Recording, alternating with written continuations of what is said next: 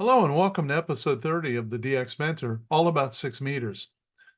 Thank you for joining us. If you are new to the DX Mentor, then welcome. We have a back catalog of 29 episodes that covers many of the DX topics you probably would be interested in. Please give those a listen and let me know what you think. Also, if you have other topics you'd like us to cover, let me know that as well. I'm Bill, age 8B, the DX Mentor. In this episode, we will attend a detailed discussion on operating on 6 meters, including antennas, equipment, propagation, honestly, everything you'll need to know to get on the air. My guests are Dave, KJ9I, and Joe, W8GEX.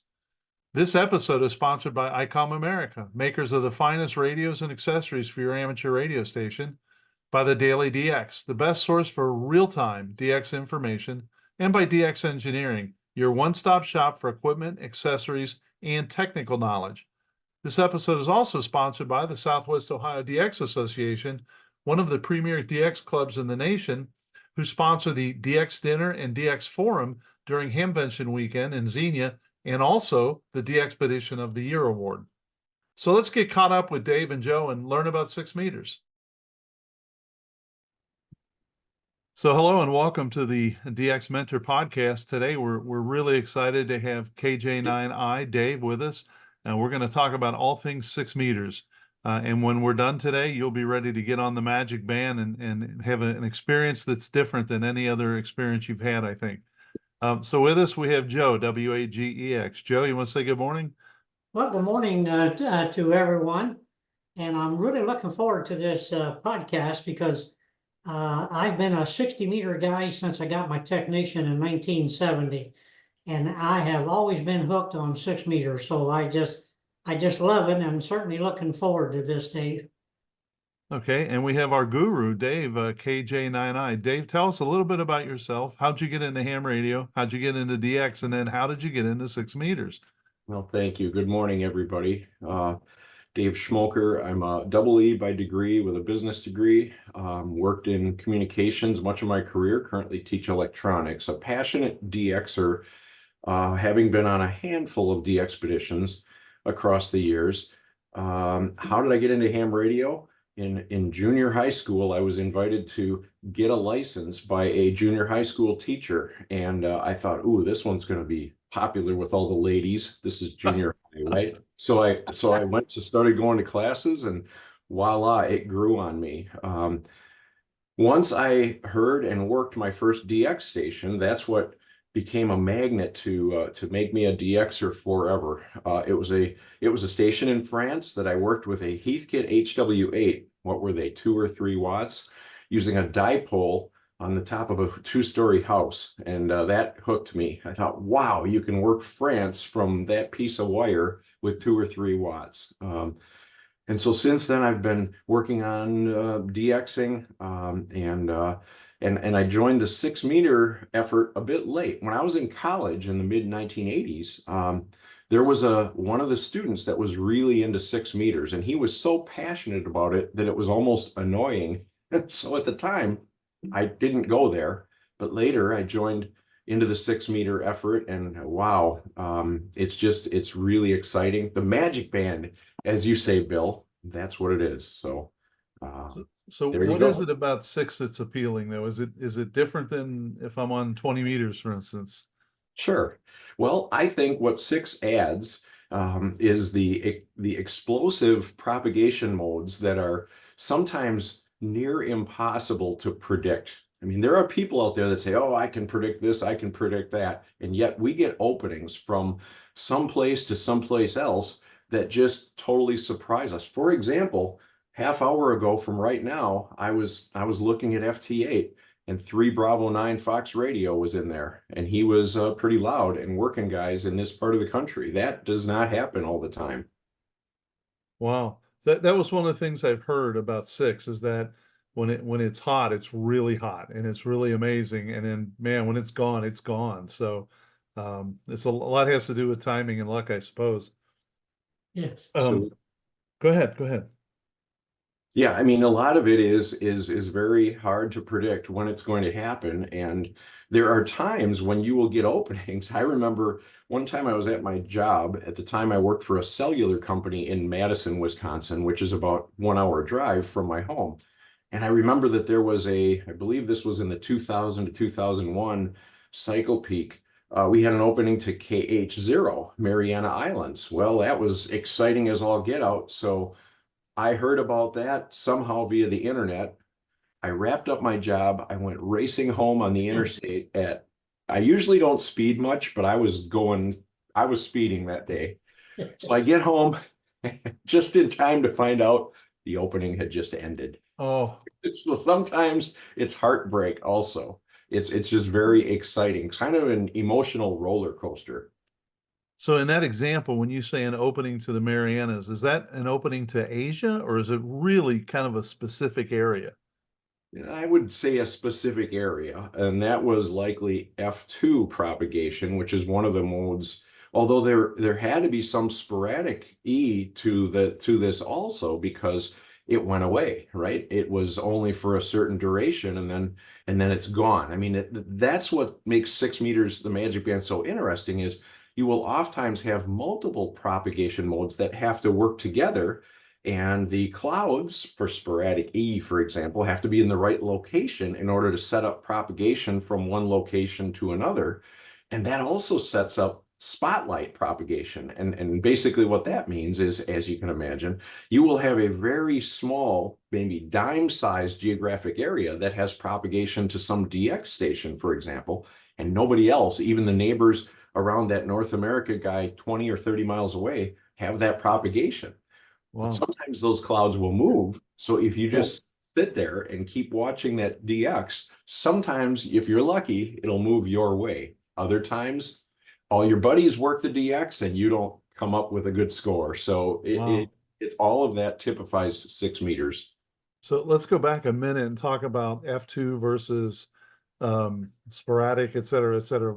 Those are all propagation modes for I hope we've got a lot of folks tuning in now that are going to say, boy, I'm interested in 6, but these aren't terms familiar to me. So how would you break those down? Well, yeah, that's a great topic, Bill. The propagation modes that are unique to 6 meters include sporadic E, and briefly that involves the E layer of the ionosphere, roughly 70 miles up, that is ionized or charged up. And typically in the summers, when you have storm activity, that will enable about 1,400 to 15-mile hops of propagation. So basically the North America station will go up to that E cloud and then back to Earth and come down about 1,500 miles away. That's single hop sporadic E. You can get multi-hop, and oftentimes that, for example, will go from W9 land over to Echo Alpha 8, for example, Canary Islands. And then another part of sporadic E, you can get rare hops that are 500 to 1,000 miles. Short hop, that allows you to work places that you wouldn't otherwise normally get, like the path from here to to Bolivia is very difficult, and because it requires a short hop. In addition to sporadic E, there's meteor scatter. Meteor scatter is where the E layer of the ionosphere gets charged up or ionized by meteor tails, and then you bounce signals off of those meteors. Now, there are meteor showers in certain times of the year, and I've got a listing of those if you want to hear those. But meteor scatter is another mode of propagation. Then there's tropospheric ducting.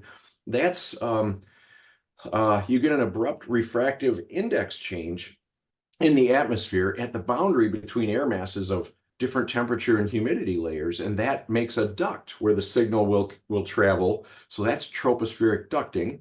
And the other one that Joe mentioned, transequatorial propagation, sometimes called TEP or TEP. That's where you have highly ionized distortion of the ionosphere over the magnetic equator. And what that does is it sets up north-south propagation across the equator, primarily in October, November, March, April. Two more. Line of sight, of course, that's 20 to 30 miles, ground wave. And then finally, F2, which is another layer of the ionosphere, that typically requires very high solar activity to charge up that layer, like we had in 2000 to 2001, sunspot number greater than 200 for many days in a row. And what that sets up is kind of that longer path propagation. For example, I was able to work F2 from W9 into Zimbabwe, Africa. That was on CW, so that was back in those days.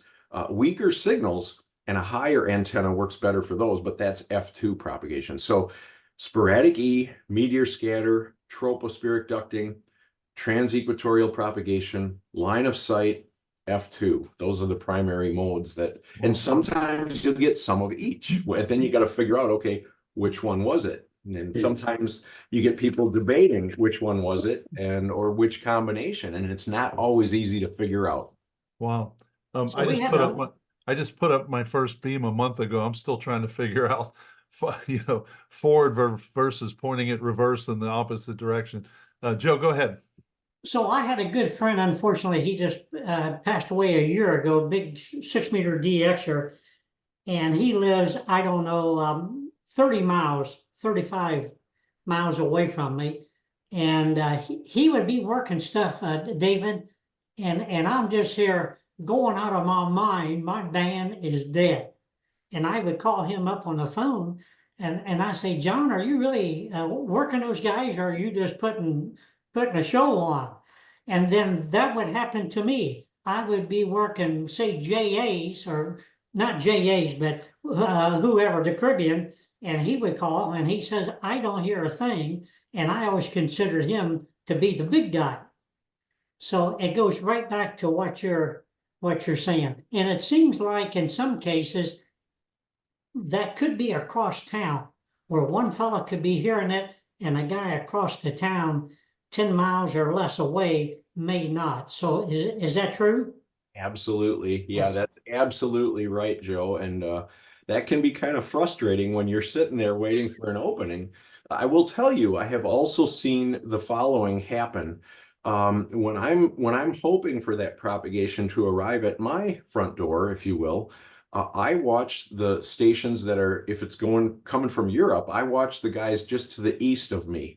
N8JX is a friend, Terry. He's in Michigan, just across Lake Michigan from where I am. And when he starts seeing stuff, it's get ready, because usually a little bit later in the morning or into the day, if he's got propagation, it's usually the case that can slide to the west. Not always. And here's the other thing that will drive us crazy. Sometimes it'll start in east of us, maybe N8JX gets propagation. He's working something terrific. And then all of a sudden it skips right over me. And then the zeros to my west got propagation and they're rocking the house. And then you go, what about me? Because you're kind of stuck in the middle and it's hopping right over your head. Yes. That also happens frequently. Or there are stations, in my case, I'm in Wisconsin. There are some friends that are in central Illinois who are enough south of me that they will get propagation, but it won't come quite this far north. So it's a really fascinating aspect of 6 meters. And sometimes it can be wide range openings, and other times it's spotlight or dime size stuff. And that's just the nature of the band. Holy. So Dave, what would you say about antennas? I've got a 6-element cruise craft. Okay. But I had a friend, unfortunately he passed away also, but he had 4 towers at different elevations.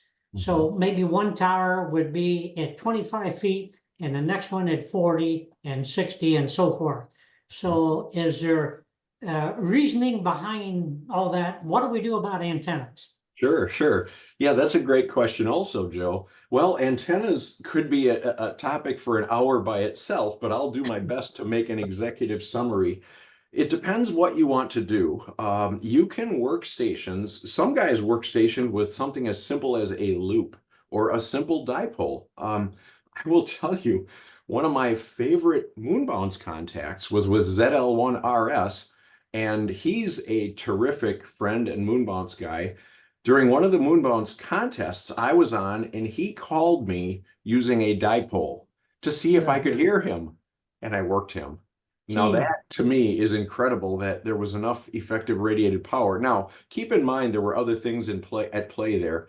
Bob is a very smart Moonbounce guy. He timed that so that it was at my moon set, which overlapped with his moon rise, which gave you 15 or 20 extra dB on both ends of the path, right? But the point is, you don't always need bigger antennas. Now, that being said, the first antenna I ever put up on the band, and this is in the 1990s, was at the time an M squared 6M 2.5 WLC, basically a 50-foot boom antenna. Just because I'm a DXer, I wanted to go in big. But I will also tell you that there are a lot more stations out there that have 4-element, 5-element, 6 elements. There's a guy that's in Vietnam. This gentleman is Eddie. XV1X was his former call. I think a lot of guys know him because he's also a big HF guy. Well, he's blind and he is currently working Moonbounce. I was able to work him when he had a 4-element Yagi. Because we timed it at his moonrise, and he currently put up a little bigger antenna. I think he's got an 8-element Yagi up now. But you can do really fun things with smaller antennas, including a 4-element Yagi. There's a guy on 3 Delta 2 Alpha Gulf, who has I think it's a 5 or a 6-element Yagi, and many of the folks have worked him. So boy, with antennas, there's just such a wide range of antennas you can use. Before I put up my current Moonbounce array, I had a single 10-element Yagi. That was a loop fed array, an LFA, on a 58-foot boom. Okay, now that in itself is a long boom, but I had that up, and then I've typically gone with antennas in that size region because I really want to have all the gain I can get. But there are a lot of guys that do very well with 7-element antennas, 9-element antennas. So unfortunately, you ask, okay, what about antennas? It's complicated. That's the most direct answer I can give you. And it depends what you want to do. If you want to do DXing, do you want to do sporadic E? Very different requirements. And about the height above ground also depends. And the gentleman that you know that had antennas at different heights, that can be a beautiful thing because the elevation angle, the takeoff angle varies. I've heard good guidance that says if you want kind of a one-size-fits-all, put an antenna in one place, 50 feet is a pretty good height for sporadic E combined with, maybe a little F2 once in a while. I've got an LFA 9 that's up at 90 feet. So I've got it up a little higher, but some would say that's too high unless you're trying to do F2. F2 is lower angle, so the higher height above ground helps you. So it depends. Yeah. My tower is 55 feet from my VHF. So my 6-meter beam is about 55 feet. Beautiful. Yeah. And when we're talking about 6 meters, when we talk about an element, we're not talking about one of those 30 and 40-foot wide elements that you see on 20 or something like that. The boom is one thing, but the actual element size is significantly less than that, right? So I can get away with a smaller footprint beam and still get some game over just a standard dipole or something like that. Absolutely. The lambda, the wavelength, equals C over F. There's the equation. C is the speed of light, F is the frequency. And what that basically says is to build a half wavelength element like would be used on a Yagi, it's a little bit short of 10 feet in total length or width. Yes. Yes. Yeah. I can remember in the late 60s and early 70s, my dad was into 6 meters and he had one of those halos on the car and all that stuff. But he used to come into the living room and he'd say, hey, throw on channel 6 out of Columbus.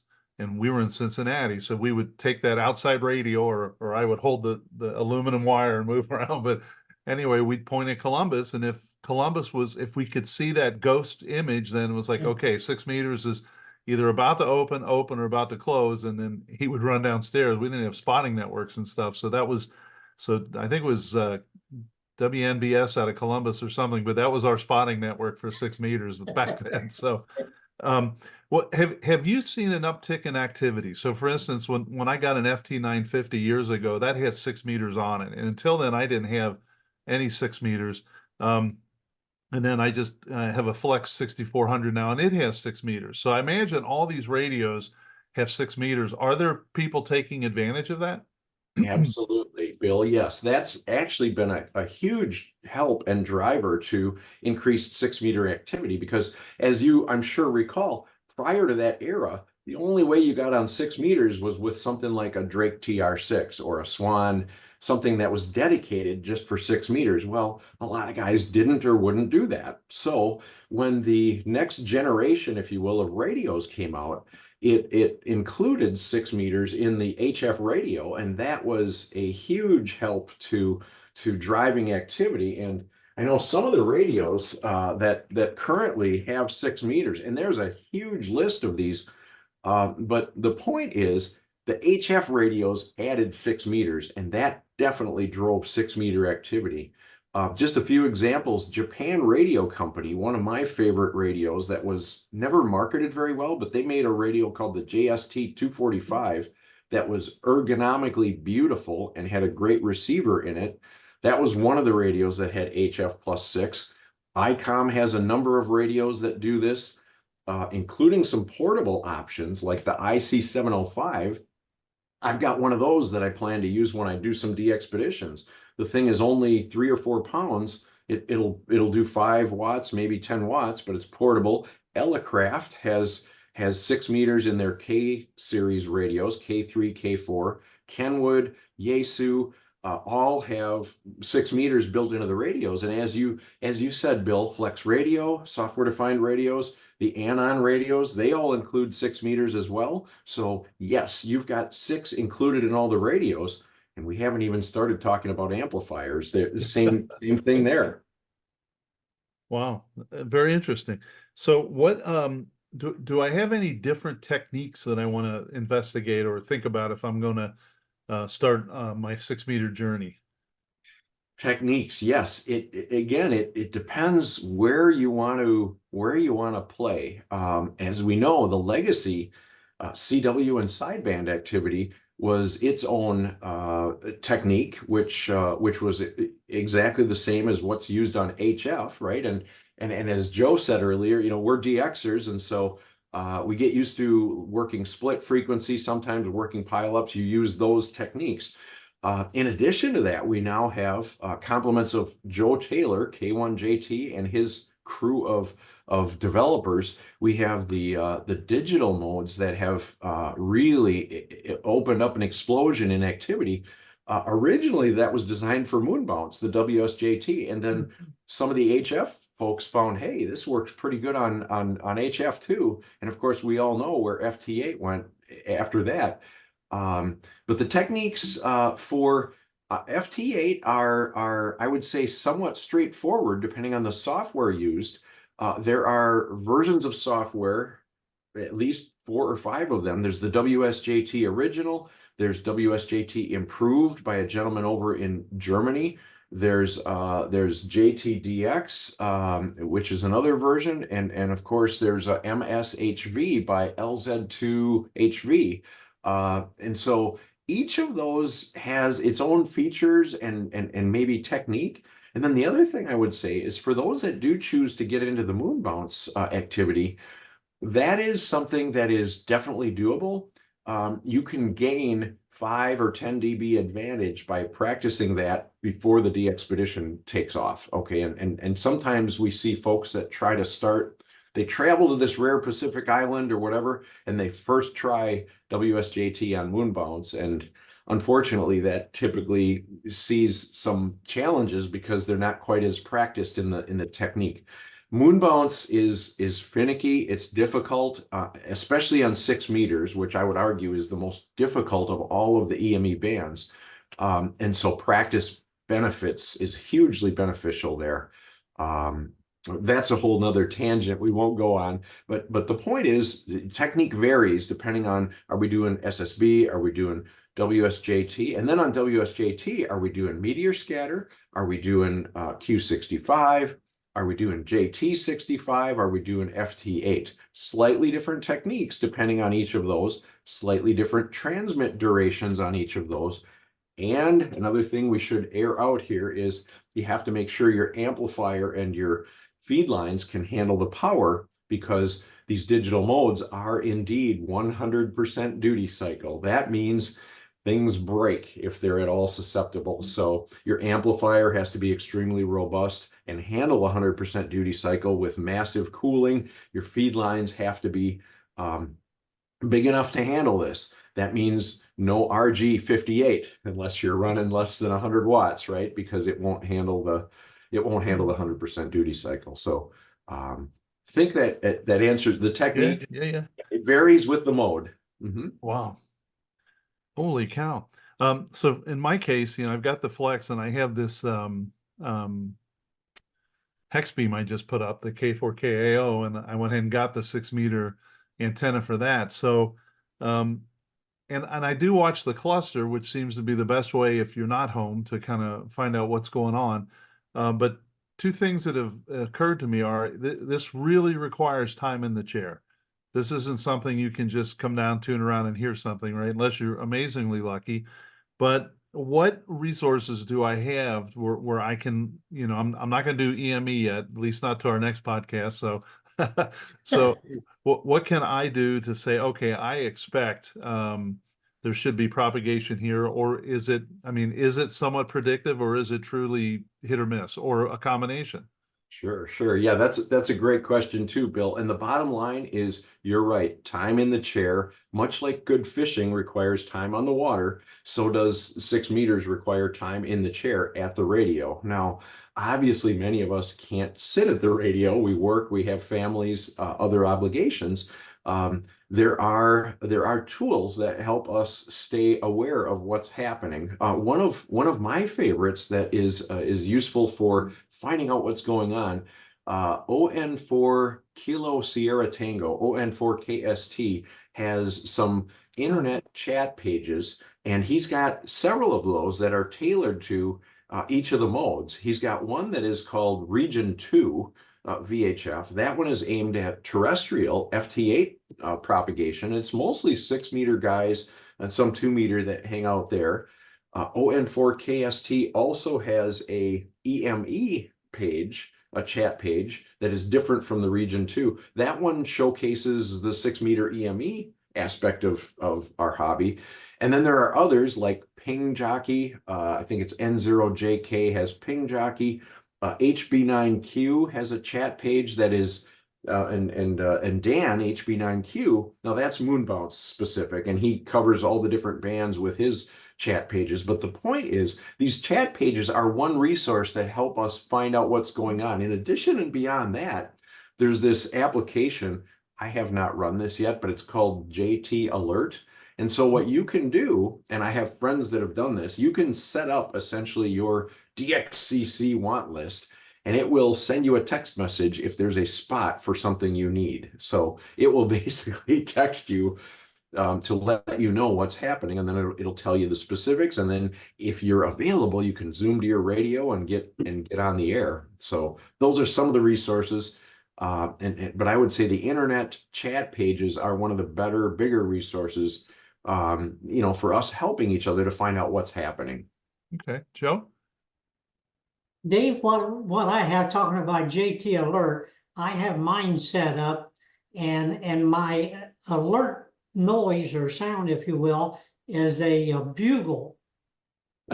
So I'll be on 6 meter or whatever band, but since we're on 6 here today, I'll be on 6 meter and I'll be around the house, and I don't have to be in the chair.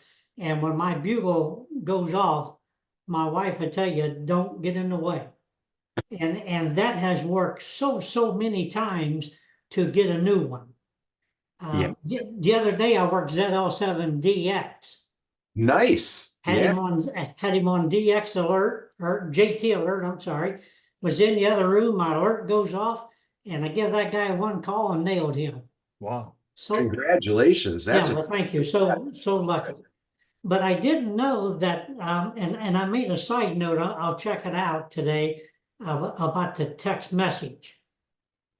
Because, I could be down the road or out for dinner, and I may have to leave the dinner and head home. Right. Trust me, Dave, he would call Janet a taxi if she Yeah. weren't done yet to head home. Okay, well, and that's what 6 meters kind of does to us. You get so into this.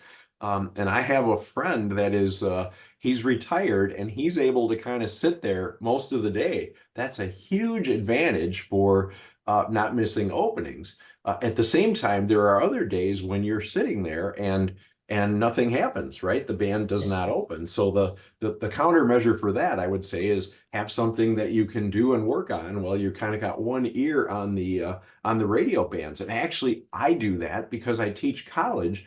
A number of the things that I do, my preparation for classes, sometimes grading, I can do those here at home. So what I will frequently do is turn on the radio, put one set of ears on the band while I'm grading or doing other things, and then if the band cracks wide open, I can quickly pivot over and work stuff. Of course, the other thing that happens is you hear about it when I'm in the middle of doing a lecture. Well, that one I'm going to miss. So that's just how it goes. That's life. Yeah. I can see little Johnny getting home and his mom says, "How did you do on the test?" "I don't know. It says 3Y0J on it. I have no idea what grade that is, you know?" Yeah, right. So is it realistic? So let's say I have the flex here. I've got 100 watts, a two element hex beam. Is DXCC realistic for me? Assuming I have patience and I spend time. And I'm not talking about honor roll. I'm talking about, 100, or let's say 101 just in case. But is that a realistic goal? I think it's possible. Now you're asking me to predict the future, Bill, which is kind of like asking, can we predict the stock market? I Right. could give you my guess, but it's likely to be wrong. Okay. My sense is yes, you could get there. Okay. Is it going to take a while? Sure. But we do get openings that are so strong on 6 meters, sometimes sporadic E, sometimes TEP, etc., that yes, there are a lot of countries in South America that you can pick up rather readily. Brazil is one of them because it's so large that you're likely to have propagation to somewhere in Brazil, and there are a lot of active stations there. Um, and then Europe, there are times when we will get openings into Europe that with that sort of an antenna, you will work stations, okay? Now, I'd also say that it's a competitive situation. So if there are others that have an opening that is stronger than yours, sometimes they can work stuff with smaller hardware that you're trying with big hardware and power and can't work because their opening is 10 dB stronger, okay, or 15 or 20 dB stronger. That happens also. So it doesn't always feel fair if you want to go there.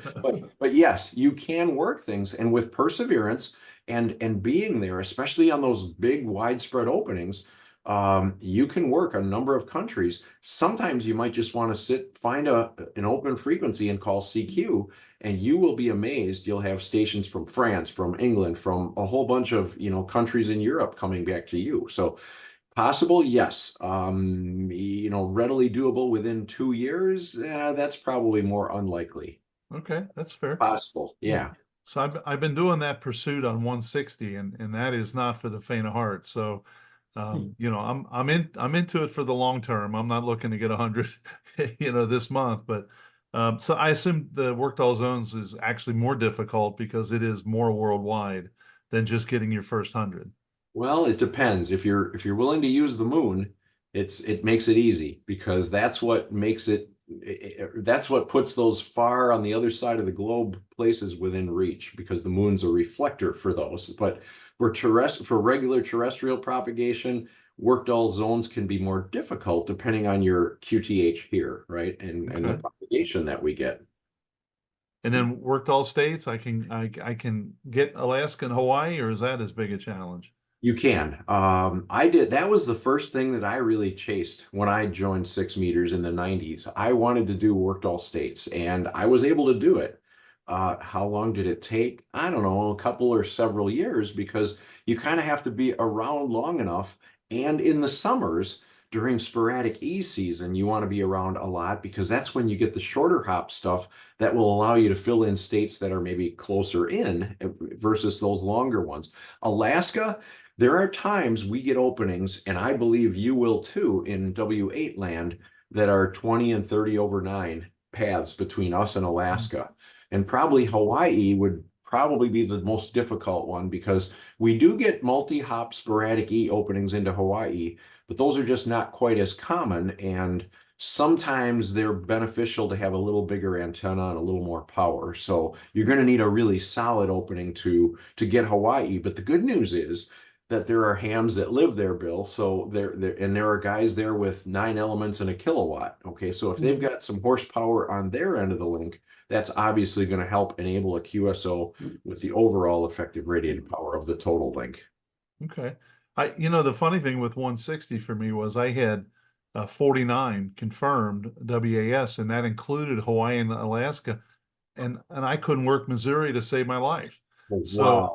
I waited until the last year's ARL 160 meter contest, and I was able to get them.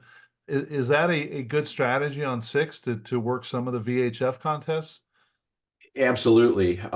When you're going after worked all states, the contests can be very helpful. The other thing for me, being in the upper Midwest, that helped was being here during the summer months when there are thunderstorms and that storm activity, because it seems that there's a direct correlation between that storm activity and sporadic E propagation. In addition to that, those of us doing sporadic E sort of set aside July 4th, plus or minus about 2 weeks. Okay, so July 4th plus or minus about 2 weeks is the time that we want to never go on vacation, because those times you will sometimes get abrupt sporadic E propagation, even into Europe, sometimes Caribbean, but if you're gone for those, you miss out. So yeah, the 4th of July plus or minus a couple of weeks just seems to be an extra magic time for sporadic E propagation. Wow, very cool. Really, really different. Mm. What I missed, Joe?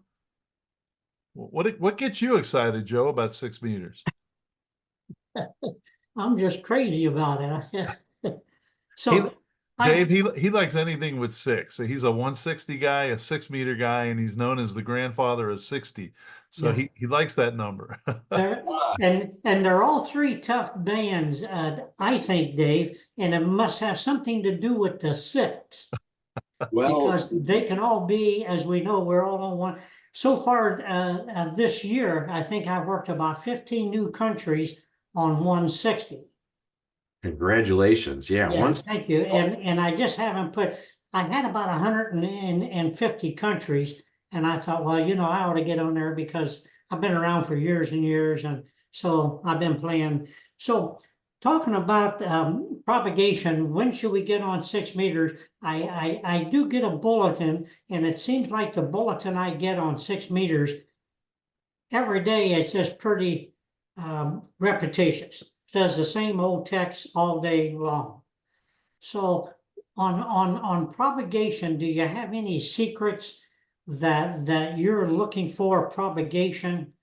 Is it sunny today? Is it cloudy today? Or what are you really looking for? Sure, kind of like if you're going fishing, where are those fish located? How can I make Yes. sure to be successful? Well, Yeah, that's the ask, and I understand that. Unfortunately, the sad reality is you kind of got to be ready at any given time. For example, I remember a time that I was at my house, and this was January or February in the middle of winter, and I was working on, don't remember what, something far removed from ham radio and 6 meters.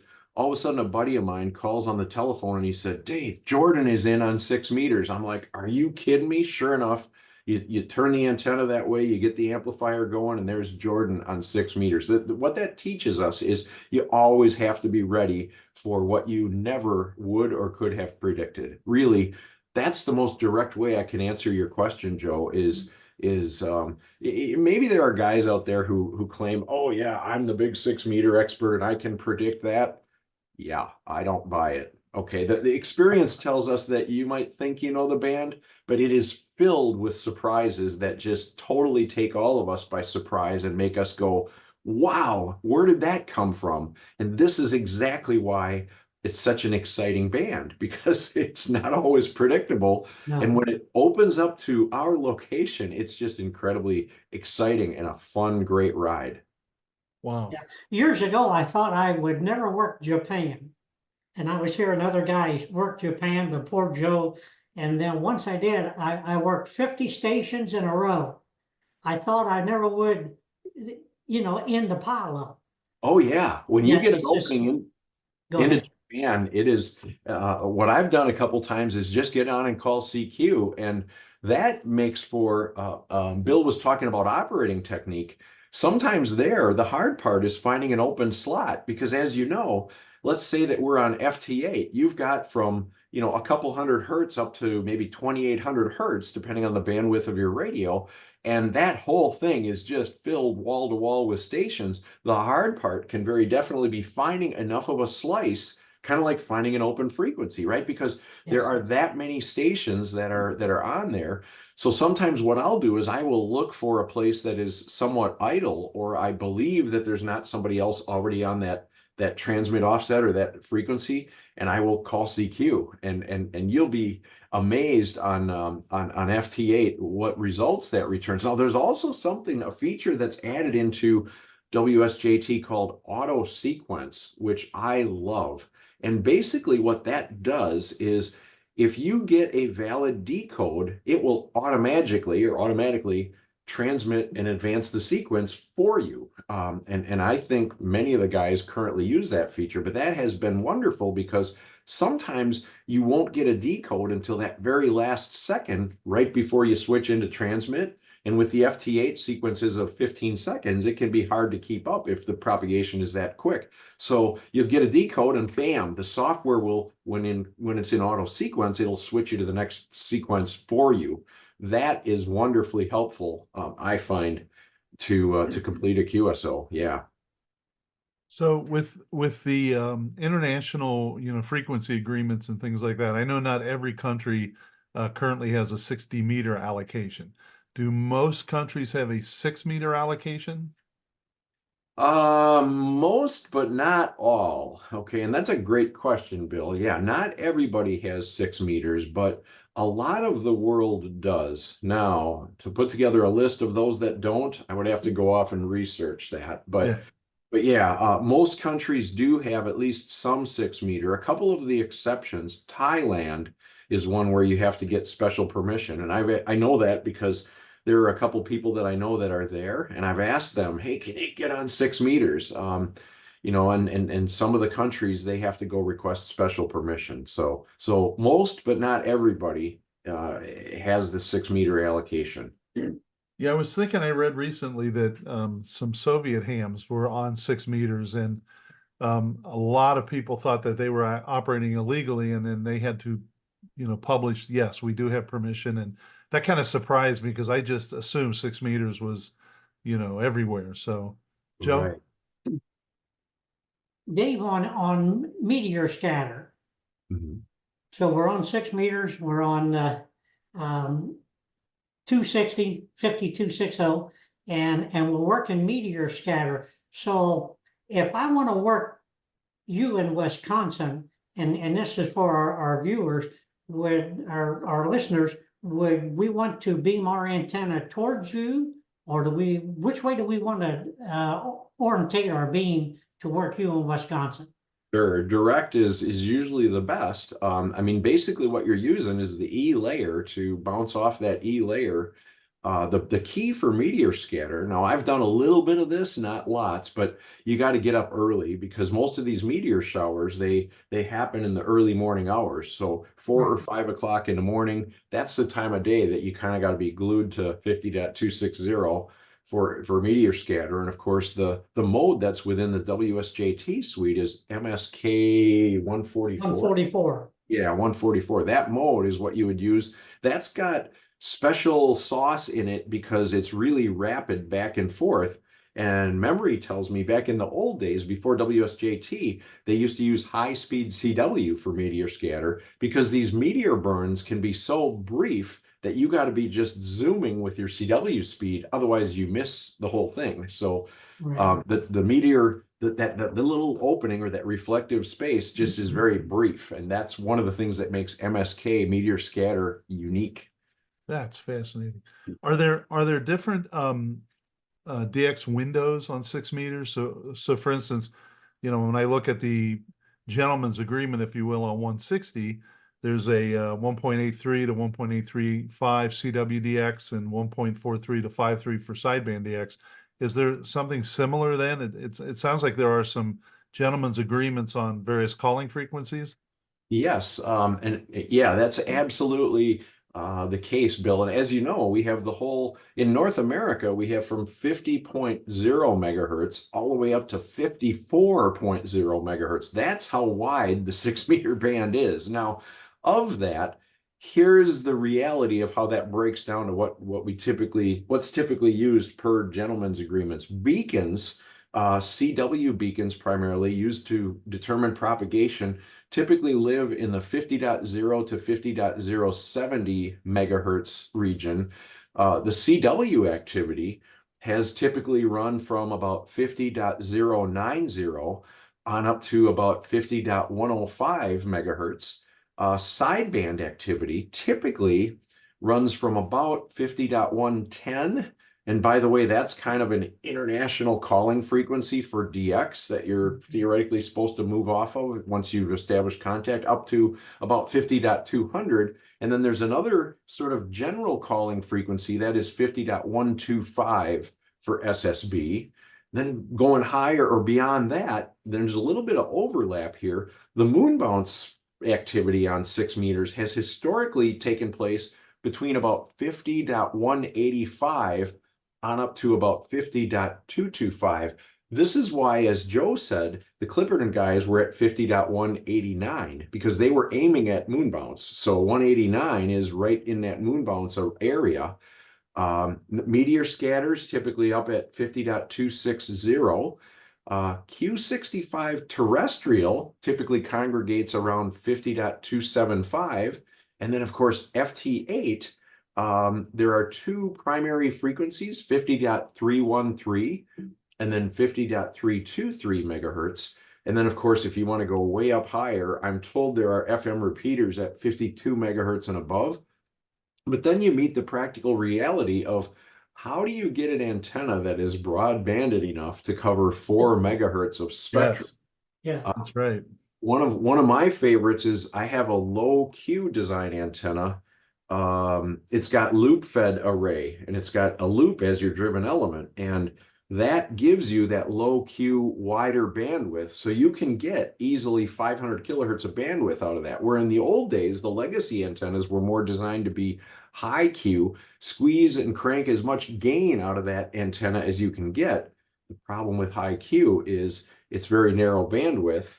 And now with all the elbow room and bandwidth needed to do these different modes, that kind of almost becomes a disadvantage. But yeah, I hope that answers the where the spectrum questions. Yeah, Joe?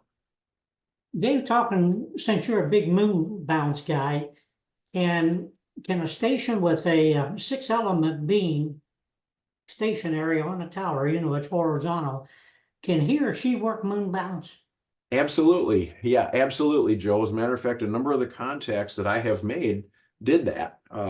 The key there is aiming the antenna straight away at the horizon when the moon crosses the horizon. So you aim the antenna at the rising moon, or you aim the antenna at the setting moon, and you will have about, depending on the height of the antenna and the pattern of the antenna, about 21 degrees of elevation capability because of the vertical aperture of that lobe, the primary lobe. And you get multiple lobes. You'll typically get a main lobe down low. You'll get other lobes up higher. And so you have multiple lobes to work through.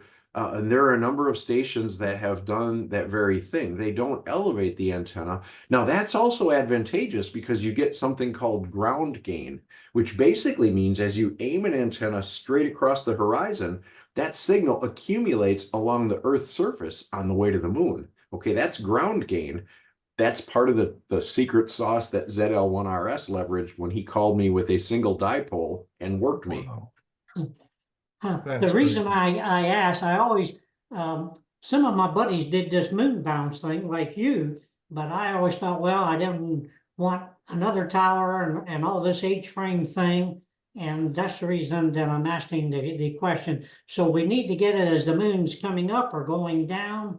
And what's that time frame? Would we have 5 minutes, 10 minutes? What would you speculate? Yeah, great questions, Joe. And then there are a couple other things I need to provide as an answer to your original question.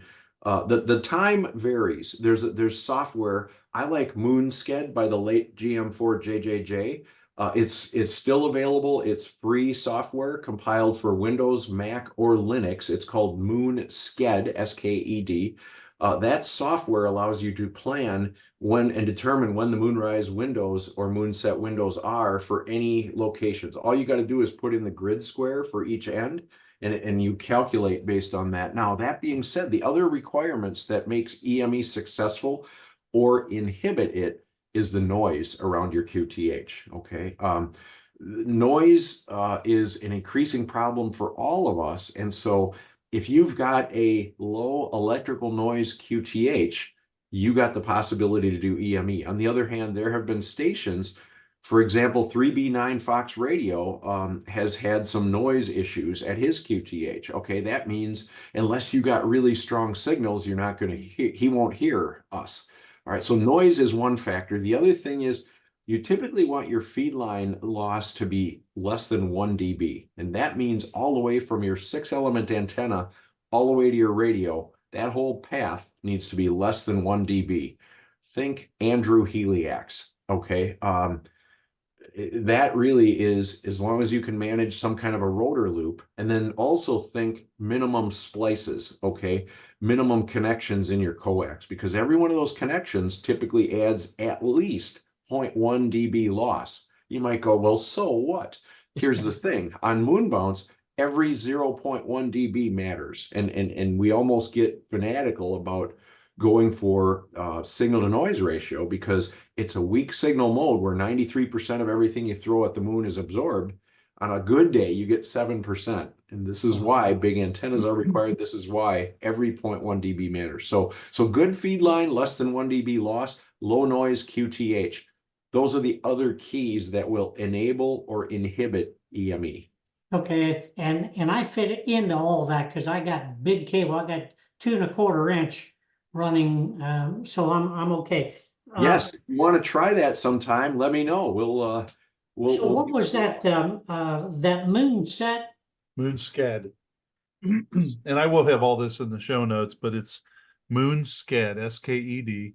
And I believe it's GM4JJJ. Correct. And he has that software available on the internet. I mean, he passed away a number of years back, but he made it freely available. It will run on Windows 10 Pro. I've also got it on my primary computer as a Mac, but on the Mac, it will only run up to certain operating systems because of, because they change OSs for security. And then it runs on some Linux versions also. But yeah, GM4JJJ's Moonsked is my favorite. There are others also, but that one is designed by a Moonbounce guy for Moonbounce, and it's just user-friendly and really wonderful. Wow. I think what's so interesting about this, Bill and Dave, to me today, I've been on 6 meters 53 years. And I've never done Moonbounce. You think after a while this old guy should have tried it all, but you think, well, I can't do that. I don't know how. I'm not smart enough. I don't have the right equipment. And after listening to you, Dave, it seems like hell, it's all possible. It is, Joe, and I would love to welcome you to the Moonbounce community. However, here comes my standard warning. There is no cure, Joe. Once you're hooked, there is no cure. You end up putting up stupid big antennas and doing really crazy things. It's very exciting. The other thing I should say, you have to add some settings in WSJT.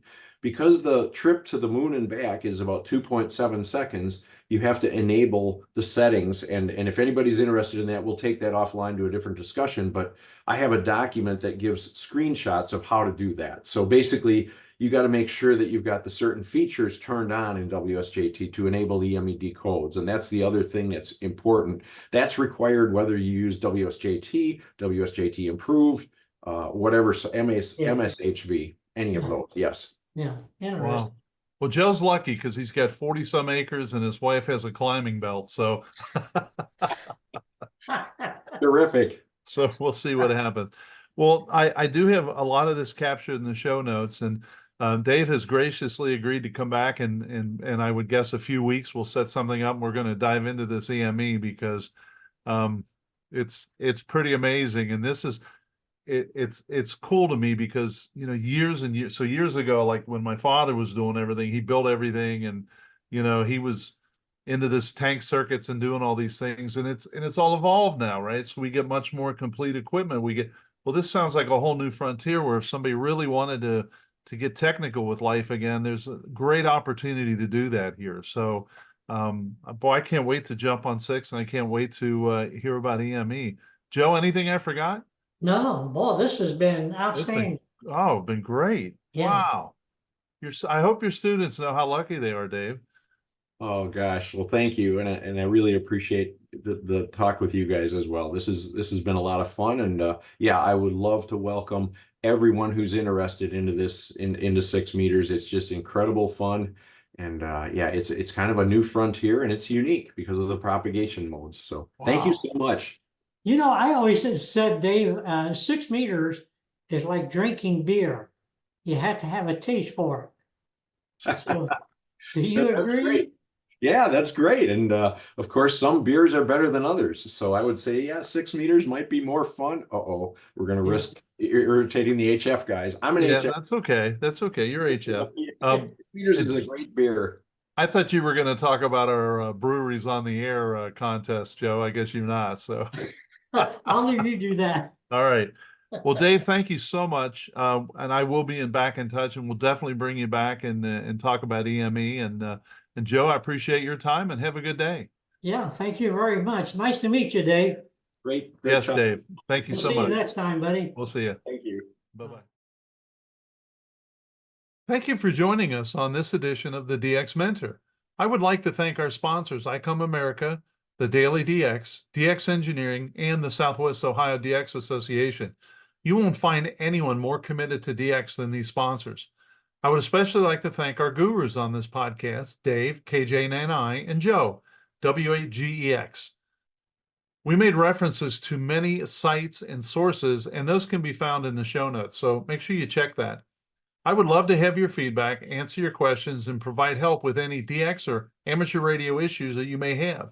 If you need clarification on something or you just have a question, you can email me at thedxmentor@gmail.com. You can also follow me on Twitter using @thedxmentor. Please drop me a line if you've achieved an all-time new one, received recognition, or have a DX event that you would like us to mention. We would be happy to do that. If you're enjoying the DX Mentor, please hit the subscribe button. You can also click like if you found this episode particularly interesting. If you don't want to subscribe, please drop me a note and let me know why. I want to get better and give the ham community a product that they would enjoy listening to. So 7-3 for this episode, and thanks to my XYL Karen for her love and support. I'll see you in the pile-ups.